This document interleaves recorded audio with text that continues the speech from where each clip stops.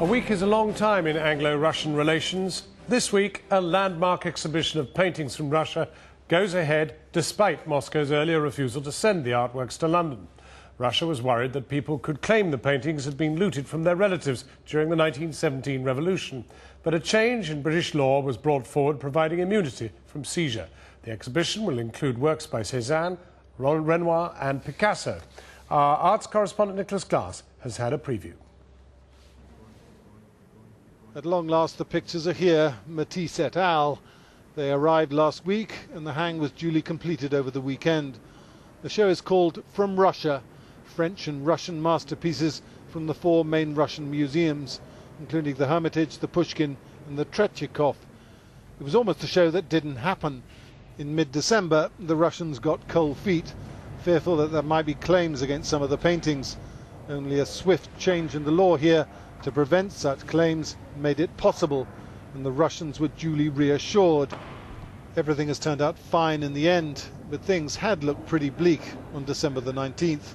Yeah, and it was a fairly black day in the Royal Academy because we'd been acting as though it was going to take place and we were in constant touch with our Russian friends.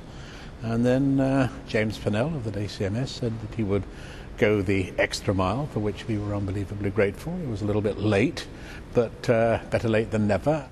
The fact of the matter is that some of these paintings were appropriated from their original Russian owners during and after the Bolshevik Revolution in 1917. Two obsessive collectors, both of them wealthy textile merchants, lost some 600 works.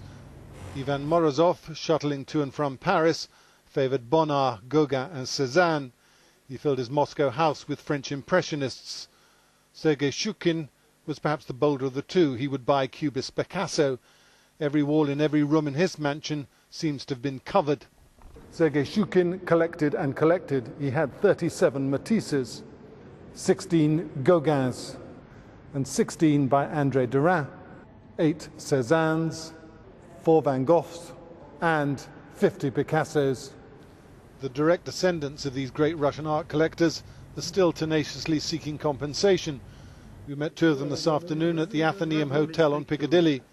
They've come over especially from their homes in Paris to put their case to the media. I am Pierre Kornilov, grandson of Ivan Abramovich Morozov. My name is André-Marc de Locfoucauld and I am the grandson of Sergei Ivanovich Shukin. If that law hadn't been changed, Yes. would you have taken legal action in London? Yes, of course. You would have? Yes, it's quite normal. This is all my paintings, not the Russian paintings. The two men don't want the paintings back, but they do want compensation. You know, we have been robbed by Lenin. Then there was Stalin, then there was Khrushchev, Brezhnev, Chernenko, Andropov, Chernenko, Gorbachev, Yeltsin. Now it's Mr. Vladimir Putin. The men estimate that the paintings taken from their families are now worth hundreds of millions of pounds. Do you have any sympathy for the descendants of the original owners?